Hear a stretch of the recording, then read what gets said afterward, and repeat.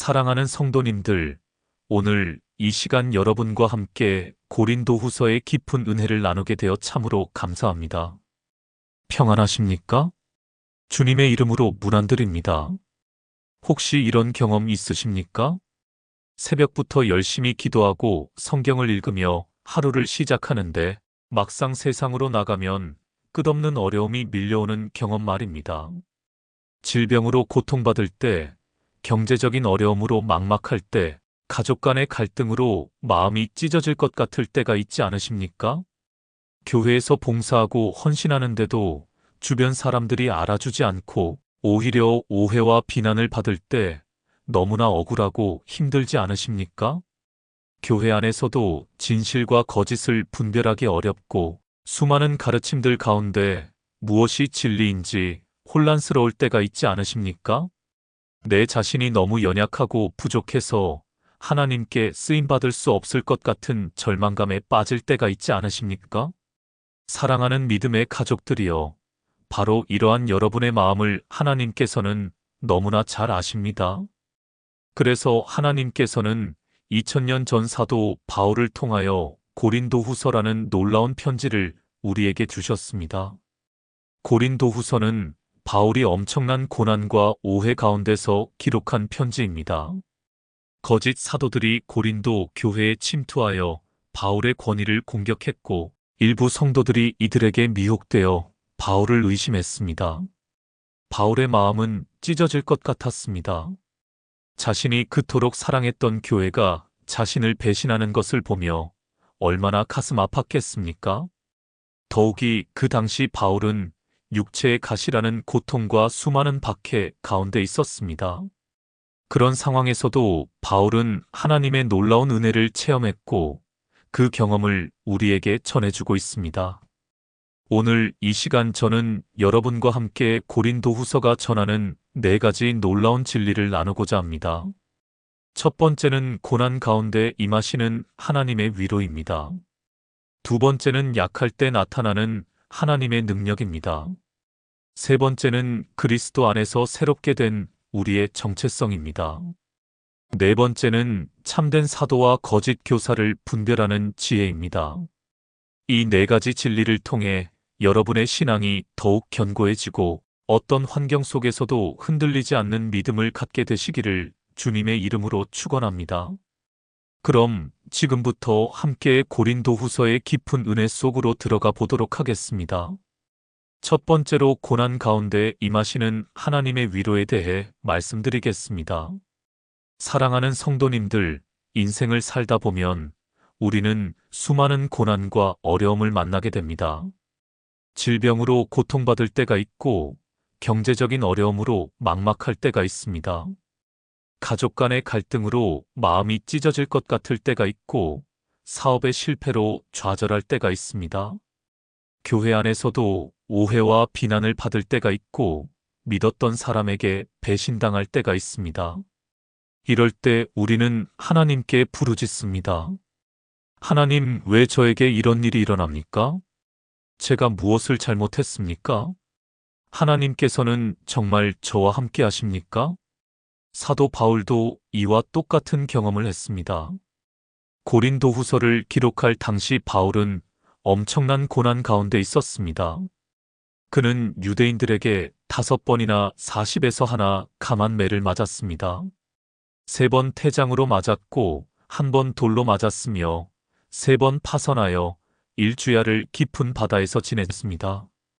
여러 번 여행하면서 강의 위험, 강도의 위험, 동족의 위험, 이방인의 위험을 당했습니다. 또한 수고하며 애쓰고 여러 번 자지 못하고 줄이며 목마르고 여러 번 굶고 춥고 헐벗었습니다. 이 모든 외적인 일 외에도 날마다 모든 교회를 위하여 염려하는 것이었습니다. 정말 상상할 수 없는 고난이지 않습니까? 그런데 놀라운 것은 이토록 큰 고난 가운데서도 바울이 절망하지 않았다는 것입니다. 오히려 그는 고난 가운데서 하나님의 위로를 경험했습니다. 바울은 고린도후서 첫 장에서 이렇게 고백합니다. 찬송하리로다 그는 우리 주 예수 그리스도의 하나님이시요 자비의 아버지시요 모든 위로의 하나님이시며 우리의 모든 환난 중에서 우리를 위로하사 우리로 하여금 하나님께 받는 위로로서 모든 환난 중에 있는 자들을 능히 위로하게 하시는 이시로다. 이것이 고린도후서 첫 장 3절부터 4절 말씀입니다. 이 짧은 두 절 안에 위로라는 단어가 무려 5번이나 반복됩니다. 이것은 우연이 아닙니다. 바울은 고난 가운데서 하나님의 위로를 너무나 풍성하게 경험했기 때문에 이 단어를 반복해서 사용한 것입니다. 여기서 위로라는 헬라어 단어는 파라클레시스입니다. 이것은 단순한 동정이나 위안이 아닙니다. 이것은 옆에서 함께하며 힘을 주고 용기를 북돋우는 것을 의미합니다. 마치 운동선수가 경기 중에 지쳐 쓰러질 것 같을 때 코치가 옆에서 함께 뛰며 격려하고 힘을 주는 것과 같습니다. 하나님의 위로는 바로 이런 것입니다. 하나님께서는 우리가 고난 가운데 있을 때 멀리서 바라만 보시는 분이 아니십니다. 오히려 우리 곁에 가까이 오셔서 함께 하시며 우리에게 힘을 주시는 분이십니다. 바울은 계속해서 말합니다. 그리스도의 고난이 우리에게 넘친 것 같이 우리가 받는 위로도 그리스도로 말미암아 넘치는도다. 이것이 고린도후서 첫 장 5절 말씀입니다. 여기서 우리는 놀라운 비례를 발견합니다. 고난이 넘치면 위로도 넘칩니다. 고난이 클수록 위로도 큽니다. 여러분의 고난이 아무리 크다 할지라도 하나님의 위로는 그보다 더 큽니다. 그런데 여기서 한 가지 더 중요한 진리가 있습니다. 바울은 말합니다. 우리로 하여금 하나님께 받는 위로로서 모든 환난 중에 있는 자들을 능히 위로하게 하시는 이시로다. 하나님께서 우리를 위로하시는 목적이 무엇입니까? 우리로 하여금 다른 사람들을 위로할 수 있게 하시려는 것입니다. 하나님께서는 우리의 고난을 낭비하지 않으십니다. 우리가 받은 고난과 위로의 경험은 다른 사람들을 돕는 귀한 자산이 됩니다. 암 투병을 경험한 사람이 암 환자를 가장 잘 위로할 수 있습니다. 파산을 경험한 사람이 경제적 어려움에 처한 사람을 가장 잘 이해할 수 있습니다. 이혼의 아픔을 겪은 사람이 가정 파탄으로 고통받는 사람을 가장 깊이 공감할 수 있습니다. 하나님께서는 우리의 상처를 치유하실 뿐만 아니라 그 상처를 통해 다른 사람을 치유하는 도구로 사용하십니다. 실제로 역사를 살펴보면 가장 큰 영향력을 끼친 사람들은 대부분 큰 고난을 경험한 사람들이었습니다. 존 버녀는 감옥에서 철로 역정을 썼습니다. 코리 텐 붐은 나치 수용소의 경험을 통해 전 세계를 향한 용서의 메시지를 전했습니다. 오늘날에도 이런 사례가 많이 있습니다. 어떤 집사님은 아들을 잃은 후 유가족 모임을 시작하여 수백 명의 유가족들을 위로하고 있습니다. 어떤 권사님은 우울증으로 10년간 고생한 후 상담 자격증을 따서 많은 우울증 환자들을 돕고 있습니다. 하나님께서는 우리의 고난을 헛되이 하지 않으십니다. 우리가 받은 위로는 반드시 다른 사람을 위한 위로의 통로가 됩니다. 그러므로 사랑하는 성도님들이여, 지금 고난 가운데 계신다면 실망하지 마십시오. 그 고난은 결코 헛되지 않습니다. 하나님께서는 그 고난을 통해 여러분을 더욱 깊은 위로의 샘으로 인도하십니다. 지금은 비록 어둡고 힘든 시간이지만 머지않아 여러분의 고난의 경험이 누군가에게는 생명수가 될 것입니다. 오늘 이 시간 하나님의 위로를 구하십시오. 모든 위로의 하나님께서 반드시 여러분을 위로하실 것입니다. 두 번째로 약할 때 나타나는 하나님의 능력에 대해 말씀드리겠습니다. 사랑하는 믿음의 가족들이여, 우리는 살아가면서 자신의 연약함과 부족함을 느낄 때가 많습니다. 능력 있는 다른 사람들을 보면서 나는 왜 이렇게 부족한가 자책할 때가 있습니다. 믿음도 약하고 지식도 부족하고 능력도 없고 재능도 없는 것 같아서 하나님께 쓰임받을 수 없을 것 같은 좌절감에 빠질 때가 있습니다. 특히 교회 안에서 은사가 많고 능력 있는 사람들을 보면 상대적으로 자신이 너무 초라하게 느껴질 때가 있지 않습니까? 사도 바울도 이런 연약함을 가지고 있었습니다. 고린도후서 12장에 보면 바울에게는 육체의 가시라는 것이 있었습니다. 이것이 정확히 무엇인지는 성경에 명시되어 있지 않지만 많은 학자들은 이것이 눈병이나 만성질환이었을 것으로 추측합니다. 정확히 무엇이었든지 간에 분명한 것은 이것이 바울에게 큰 고통이었다는 것입니다. 바울은 이것을 사탄의 사자라고 표현했습니다. 그래서 바울은 이것이 떠나가게 해달라고 주님께 3번이나 간구했습니다. 한 번도 아니고 2번도 아니고 3번이나 간절히 기도했습니다. 사랑하는 성도님들, 여러분도 이런 경험이 있으십니까?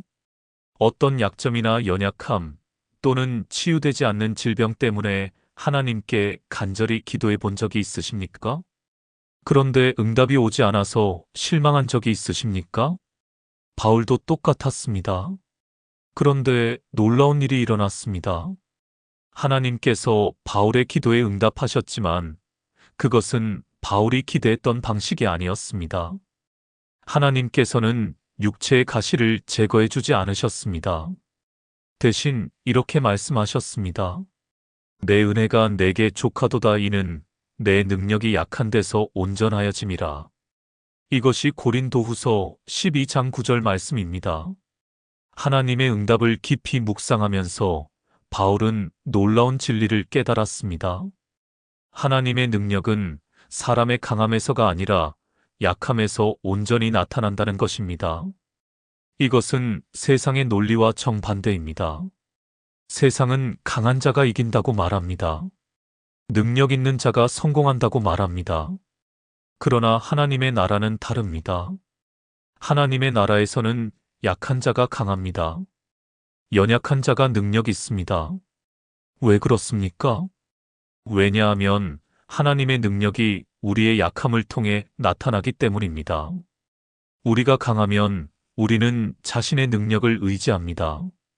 그러나 우리가 약하면 우리는 하나님의 능력을 의지할 수밖에 없습니다. 이것을 깨달은 바울은 이렇게 고백합니다. 그러므로 도리어 크게 기뻐함으로 나의 여러 약한 것들에 대하여 자랑하리니 이는 그리스도의 능력이 내게 머물게 하려 함이라. 그러므로 내가 그리스도를 위하여 약한 것들과 능욕과 궁핍과 박해와 곤고를 기뻐하노니 이는 내가 약한 그때의 강함이라. 이것이 고린도후서 12장 9절부터 10절 말씀입니다. 바울은 이제 자신의 약함을 부끄러워하지 않습니다. 오히려 자랑합니다. 기뻐합니다.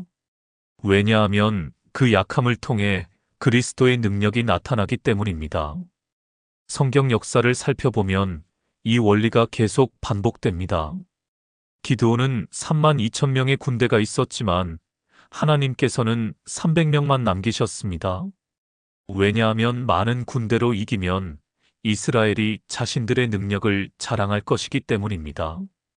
그러나 300명의 작은 군대로 13만 5천 명의 미디안 군대를 이기니 누구나 이것이 하나님의 능력임을 알 수 있었습니다. 다윗은 골리앗과 싸울 때 갑옷도 입지 않았고 칼도 들지 않았습니다. 단지 물매와 돌 5개만 가지고 나갔습니다. 다윗은 자신의 약함을 인정하고 하나님의 능력을 의지했습니다. 그 결과 거대한 골리앗을 물리칠 수 있었습니다. 모세는 말을 더듬는 사람이었습니다. 그러나 하나님께서는 바로 그 모세를 사용하셨습니다. 베드로는 무식하고 학문 없는 사람이었지만 오순절 설교로 3,000명을 회개시켰습니다. 이 모든 사람들의 공통점이 무엇입니까? 그들은 모두 약했고 부족했지만 하나님의 능력이 그들을 통해 나타났다는 것입니다. 현대 교회 역사에도 이런 사례가 많이 있습니다. 허드슨 테일러는 건강이 약해서 의사로부터 더 이상 중국 선교를 할 수 없다는 진단을 받았습니다. 그러나 그는 하나님을 의지하며 중국 내지 선교회를 설립했고 800명이 넘는 선교사를 중국에 파송했습니다. 조지 뮬러는 단 한 푼도 모금하지 않고 기도만으로 5,000명이 넘는 고아들을 돌보았습니다. 오늘날에도 이런 사례는 계속됩니다. 어떤 집사님은 암말기 진단을 받았지만 하나님께 매달렸고 기적적으로 완치되어 지금은 암 환자들을 위한 기도 모임을 인도하고 있습니다. 어떤 권사님은 남편의 사업 실패로 빚더미에 앉았지만 하나님을 의지하며 11조를 드렸고 7년 만에 모든 빚을 갚았습니다. 이들의 공통점이 무엇입니까? 그들은 모두 자신의 약함을 인정했고 하나님의 능력을 의지했다는 것입니다. 그리고 하나님께서는 그들의 약함을 통해 당신의 능력을 나타내셨습니다. 사랑하는 성도님들이여, 여러분은 지금 자신의 어떤 약함 때문에 고민하고 계십니까? 건강이 약합니까? 경제적으로 어렵습니까? 능력이 부족합니까? 믿음이 약합니까? 그렇다면 오늘 이 말씀을 기억하십시오. 하나님의 능력은 약한 데서 온전하여집니다. 여러분의 약함은 저주가 아니라 축복입니다. 여러분의 부족함은 장애물이 아니라 통로입니다. 하나님의 능력이 나타날 통로입니다. 더 이상 여러분의 약함을 부끄러워하지 마십시오. 오히려 그것을 통해 하나님의 능력이 나타날 것을 기대하십시오. 자신의 능력으로는 할 수 없다고 고백하십시오. 그리고 하나님의 능력을 구하십시오. 그러면 하나님께서 반드시 여러분의 약함을 통해 당신의 능력을 나타내실 것입니다. 여러분이 약할 때 하나님께서 강하십니다. 이것이 바로 하나님 나라의 역설입니다. 세 번째로 그리스도 안에서 새롭게 된 우리의 정체성에 대해 말씀드리겠습니다. 사랑하는 믿음의 가족들이여, 우리는 과거에 어떤 사람이었습니까? 우리는 죄인이었습니다. 하나님과 원수되었던 자들이었습니다. 어둠 가운데 살았던 자들이었습니다. 사탄의 종노릇하던 자들이었습니다. 죽음과 심판을 향해 달려가던 자들이었습니다. 성경은 말합니다. 모든 사람이 죄를 범하였음에 하나님의 영광에 이르지 못하더니 우리 모두는 하나님 앞에서 죄인이었습니다. 그래서 우리는 죽을 수밖에 없는 존재였습니다. 우리는 심판받을 수밖에 없는 존재였습니다. 우리에게는 아무 소망이 없었습니다. 그러나 예수 그리스도를 믿는 순간 우리에게 놀라운 변화가 일어났습니다. 우리는 완전히 새로운 존재가 되었습니다. 바울은 고린도후서 5장에서 이렇게 선포합니다. 그런즉 누구든지 그리스도 안에 있으면 새로운 피조물이라, 이전 것은 지나갔으니 보라 새 것이 되었도다. 이것이 고린도후서 5장 17절 말씀입니다. 새로운 피조물이라는 말씀입니다. 헬라어로 카이네 크티시스입니다. 이것은 단순히 개선된 것이나 수리된 것이 아닙니다.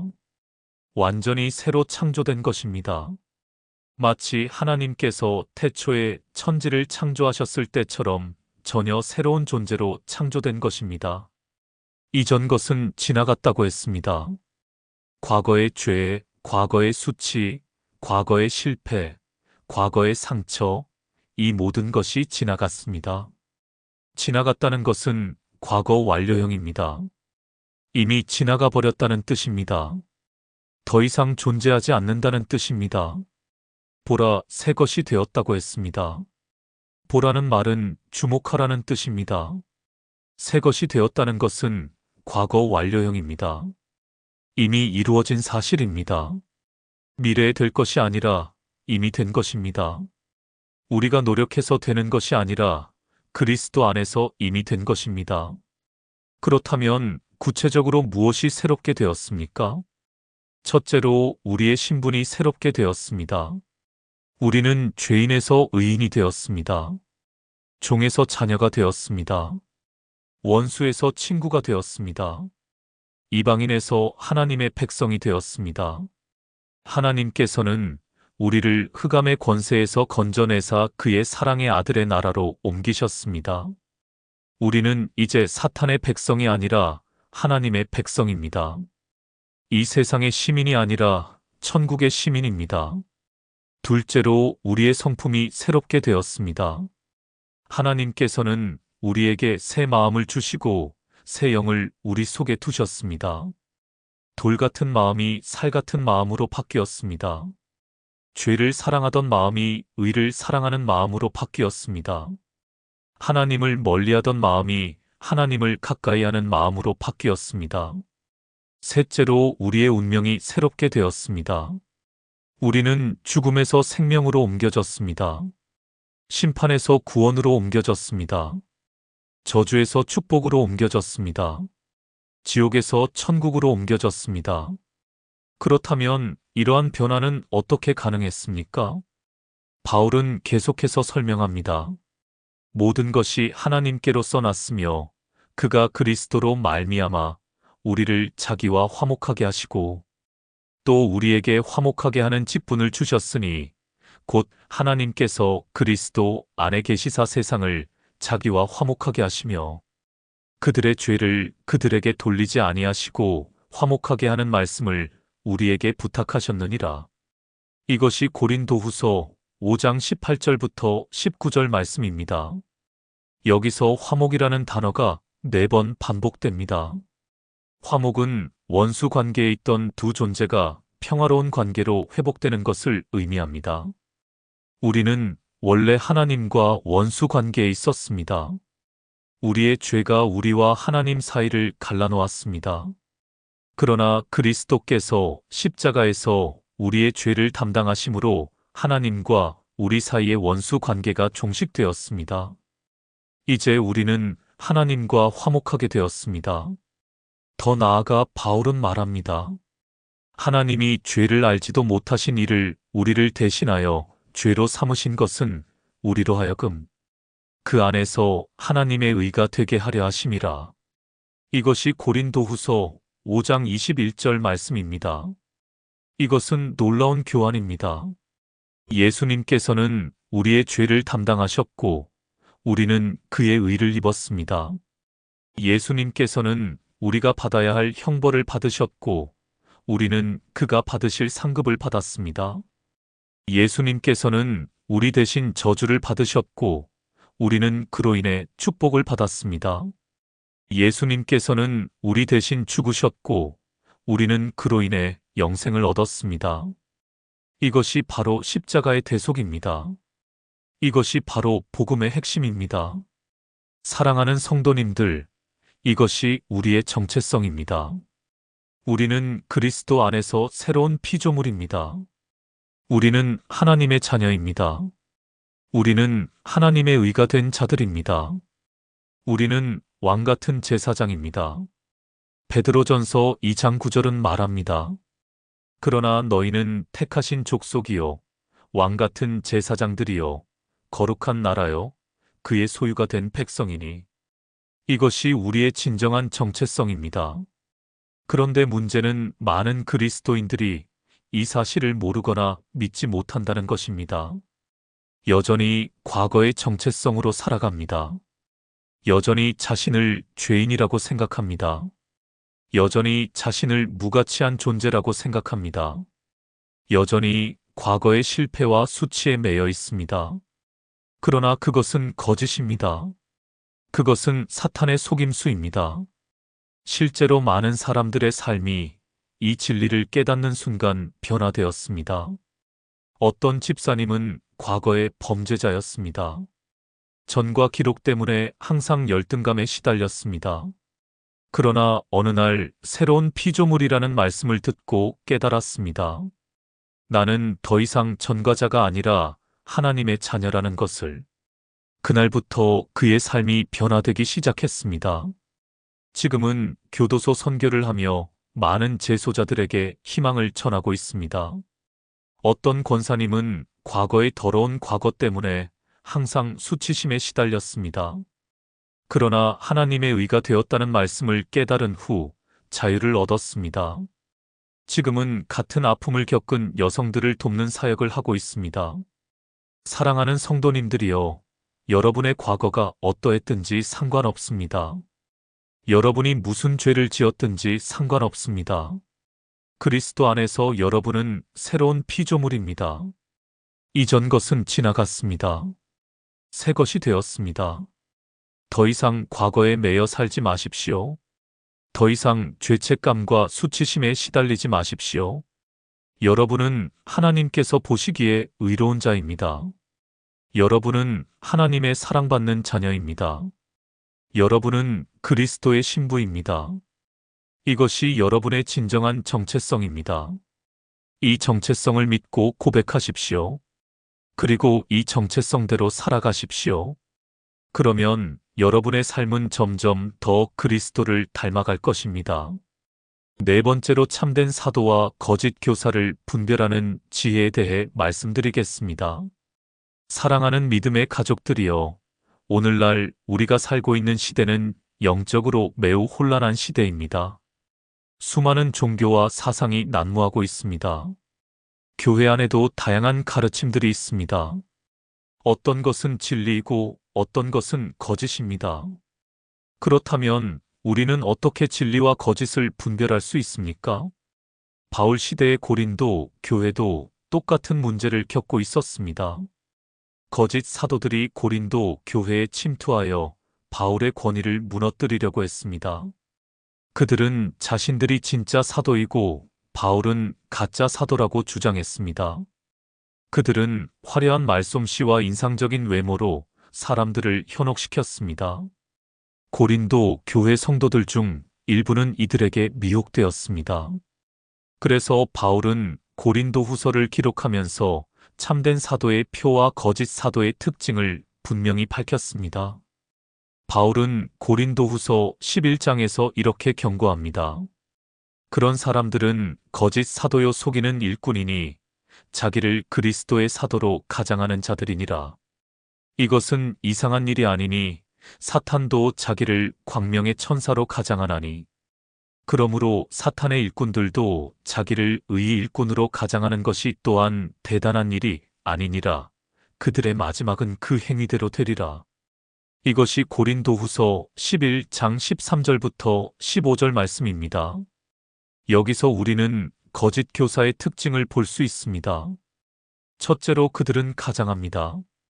겉으로는 그리스도의 사도처럼 보이지만 실제로는 사탄의 일꾼입니다.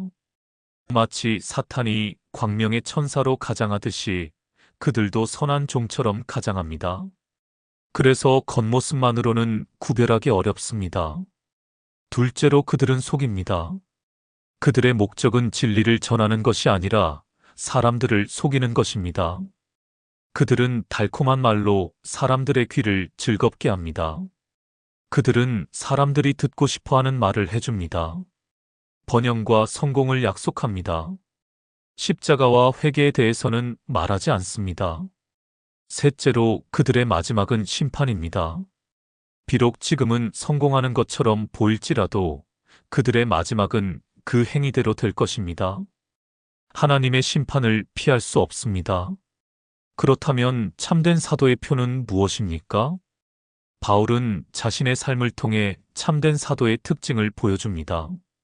첫째로 참된 사도는 고난을 감수합니다. 바울은 고린도후서 11장에서 자신이 받은 고난의 목록을 나열합니다. 매맞음, 옥에 갇힘, 돌로 맞음, 파선 등입니다.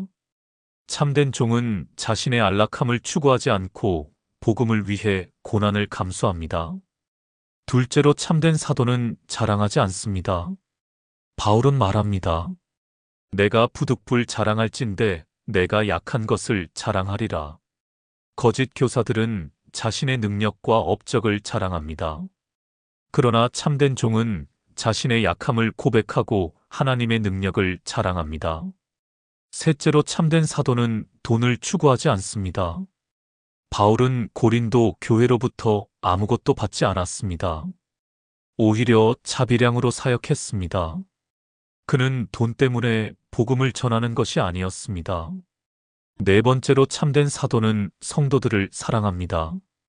바울은 말합니다. 내가 너희 영혼을 위하여 크게 기쁨으로 재물을 허비하고 또 내 자신까지 허비하리니. 참된 종은 성도들로부터 무엇을 얻으려 하지 않고 오히려 성도들을 위해 자신을 희생합니다. 다섯 번째로 참된 사도는 순수한 복음을 전합니다. 바울은 그리스도의 복음 외에 다른 복음을 전하지 않았습니다. 그는 사람들을 기쁘게 하기 위해 복음을 변질시키지 않았습니다. 십자가의 도를 타협하지 않았습니다. 사랑하는 성도님들, 이것이 참된 종과 거짓 교사를 분별하는 기준입니다. 외모나 말솜씨가 아니라 삶과 가르침입니다. 화려함이 아니라 진실함입니다. 인기가 아니라 신실함입니다. 오늘날에도 많은 거짓 교사들이 있습니다. 그들은 번영 신학을 가르칩니다. 믿기만 하면 부자가 되고 성공한다고 가르칩니다. 십자가와 회개는 말하지 않고 축복과 은사만 강조합니다. 헌금을 많이 하면 100배로 받는다고 가르칩니다. 병이 낫지 않는 것은 믿음이 없기 때문이라고 정죄합니다. 이단들도 마찬가지입니다. 그들은 겉으로는 예수님을 믿는다고 말하지만 실제로는 다른 복음을 전합니다. 어떤 이단은 자신들의 교주를 재림 예수라고 주장합니다. 어떤 이단은 십자가의 구속을 부인합니다. 어떤 이단은 성경에 자신들의 교리를 더합니다. 이들은 모두 사탄의 속임수입니다. 그렇다면 우리는 어떻게 해야 합니까? 첫째로 성경을 깊이 연구해야 합니다. 성경이 진리와 거짓을 분별하는 유일한 기준입니다. 성경을 모르면 속기 쉽습니다. 베레아 사람들은 날마다 성경을 상고하여 바울의 가르침이 그러한가 알아보았습니다. 우리도 이렇게 해야 합니다. 둘째로 성령의 인도하심을 구해야 합니다. 성령님께서는 우리를 모든 진리 가운데로 인도하십니다. 성령님께서는 거짓을 분별하는 지혜를 주십니다. 요한일서 4장 1절은 말합니다. 사랑하는 자들아, 영을 다 믿지 말고 오직 영들이 하나님께 속하였나 분별하라. 많은 거짓 선지자가 세상에 나왔음이라. 셋째로 경건한 지도자들의 가르침을 따라야 합니다. 하나님께서는 교회에 목사와 교사를 세우셨습니다. 신실한 목회자들의 가르침을 통해 우리는 진리를 배우고 거짓에서 보호받을 수 있습니다. 물론 목회자의 가르침도 성경으로 확인해야 합니다. 네 번째로 열매로 판단해야 합니다. 예수님께서는 말씀하셨습니다. 그들의 열매로 그들을 알지니 가시나무에서 포도를 또는 엉겅퀴에서 무화과를 따겠느냐. 참된 종은 성령의 열매를 맺습니다. 사랑과 희락과 화평과 오래 참음과 자비와 양선과 충성과 온유와 절제입니다. 거짓 교사는 육체의 일을 행합니다. 음행과 더러운 것과 호색과 우상 숭배와 주술과 원수 맺는 것과 분쟁과 시기입니다. 실제로 많은 거짓 교사들의 추악한 모습이 드러났습니다. 어떤 목회자는 성도들의 헌금을 횡령했습니다. 어떤 목회자는 성적 스캔들에 연루되었습니다. 어떤 목회자는 교회를 분열시키고 권력을 장악했습니다. 이들의 마지막은 비참했습니다. 그러나 참된 종들은 달랐습니다. 순교자들은 죽음 앞에서도 믿음을 지켰습니다. 선교사들은 복음을 위해 평생을 헌신했습니다. 신실한 목회자들은 양떼를 위해 자신을 희생했습니다. 이들의 열매는 영원히 남았습니다. 사랑하는 성도님들이여, 우리는 영적 전쟁 중에 있습니다. 사탄은 끊임없이 우리를 미혹하려 합니다. 거짓 교사들은 달콤한 말로 우리를 유혹합니다. 그러나 우리에게는 진리가 있습니다. 성경이 있습니다. 성령님이 계십니다. 그러므로 깨어 있으십시오. 분별력을 구하십시오. 진리 위에 굳게 서십시오. 거짓에 속지 마십시오. 성경 말씀을 날마다 묵상하십시오. 기도로 성령의 인도하심을 구하십시오. 신실한 교회의 가르침을 따르십시오. 그러면 여러분은 어떤 속임수에도 넘어가지 않을 것입니다. 진리 안에서 자유를 누리며 영원한 생명으로 나아갈 것입니다. 사랑하는 믿음의 가족들이여, 지금까지 우리는 고린도후서가 전하는 4가지 놀라운 진리를 함께 나누었습니다. 첫 번째는 고난 가운데 임하시는 하나님의 위로였습니다. 우리가 어떤 고난 가운데 있든지 하나님께서는 모든 위로의 하나님으로서 우리를 위로하십니다. 그리고 우리가 받은 위로로 우리는 다른 사람들을 위로할 수 있습니다. 우리의 고난은 결코 헛되지 않습니다. 그것은 다른 사람을 위한 축복의 통로가 됩니다.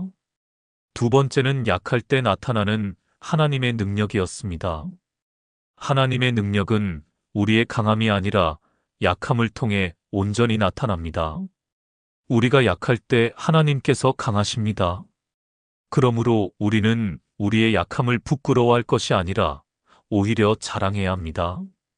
왜냐하면 그것이 하나님의 능력이 나타날 통로이기 때문입니다. 세 번째는 그리스도 안에서 새롭게 된 우리의 정체성이었습니다.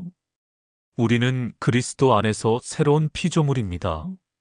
이전 것은 지나갔고 새 것이 되었습니다. 우리는 더 이상 죄인이 아니라 하나님의 자녀입니다. 우리는 하나님의 의가 된 자들입니다. 이것이 우리의 진정한 정체성입니다. 네 번째는 참된 사도와 거짓 교사를 분별하는 지혜였습니다. 우리는 성경과 성령의 인도하심으로 진리와 거짓을 분별해야 합니다. 참된 종은 고난을 감수하고 자랑하지 않으며 돈을 추구하지 않고 성도들을 사랑하며 순수한 복음을 전합니다. 우리는 깨어서 거짓에 속지 말고 진리 안에 굳게 서야 합니다. 사랑하는 성도님들, 이 4가지 진리가 여러분의 삶을 변화시키기를 바랍니다. 고난 가운데서도 하나님의 위로를 경험하시기 바랍니다. 약함 가운데서도 하나님의 능력을 체험하시기 바랍니다. 그리스도 안에서 새로운 피조물로서의 정체성을 누리시기 바랍니다. 진리와 거짓을 분별하는 지혜를 가지시기 바랍니다. 이 말씀을 들으시는 모든 분들께 부탁드립니다. 오늘 이 말씀이 유익했다면 구독 버튼을 눌러주시고 좋아요를 눌러주십시오. 그리고 알림 설정을 해주시면 새로운 말씀이 올라올 때마다 알림을 받으실 수 있습니다. 이 귀한 말씀을 여러분의 가족과 친구들에게도 나누어 주십시오. 많은 분들이 이 말씀을 통해 위로받고 힘을 얻기를 바랍니다.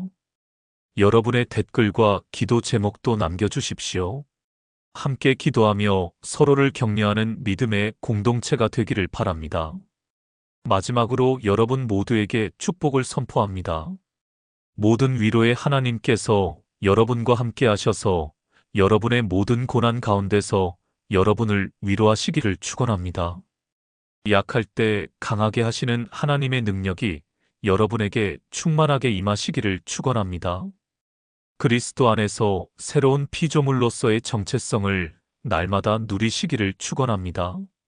진리의 성령님께서 여러분을 모든 진리 가운데로 인도하시고 거짓에서 보호하시기를 축원합니다. 여러분의 가정에 평강이 있기를 기도합니다. 여러분의 사업과 일터에 하나님의 축복이 넘치기를 기도합니다. 여러분의 자녀들이 믿음 안에서 건강하게 자라기를 기도합니다. 여러분이 사랑하는 모든 사람들이 구원받기를 기도합니다. 오늘도 여러분과 함께 이 귀한 말씀을 나눌 수 있어서 참으로 감사했습니다.